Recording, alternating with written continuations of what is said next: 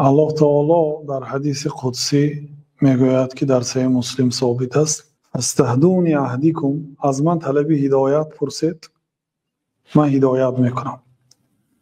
یعنی شما از من هدایت پرسیده الله پدری مرا مادری مرا هدایت کن، یا الله فرزندی مرا هدایت کن، یا الله مرا هدایت کن، یا الله فلانی را هدایت کن. تو هدایت پرسید امر است.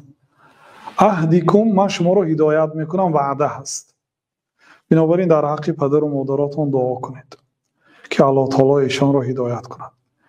و اینچنین پدر و مادرانی که نماز نمیخوانید و فرزنداتون شما را نماز خوان میگویند شما شکرانه الله کنید. چقدر پدر و مادرها هستند که فرزنداشان را نماز خوان میگویند و نمازها بیدار میکنند، فرزنداشان اطاعت نمیکنند، کوشش میکنند بیچاره. حتی بعضیش میگوید که فرزندم به نماز مجبور میکنم بی طهارت میرد، از زوری منه، اگر من نباشم یا نگویم نمیخواند نماز.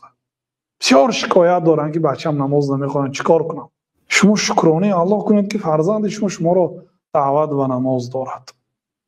نماز خواندید فایده خودتون، نماز نخواندید جنازه زیاد و دعای مردم و عملهای صالحتون فایده نداره. برادران خاطراتون جمع کنید. برادرایی که خواهرایی که نماز نمیخوانید وقتی که از این دنیا میگذارید یگان عمل صالحتون فایده نمیتید.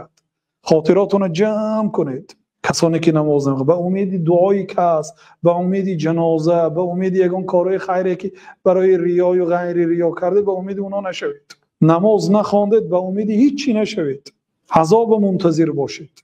حالا که وقت دارید، فرصت که دارید، بازگشت به سوی الله تعالی کنید. نمازهاتون خوانید. برای فایده ما نیست، برای فایده الله تعالی نیست، برای فایده خودتون است. نخواندید برای ضرر خودتون است.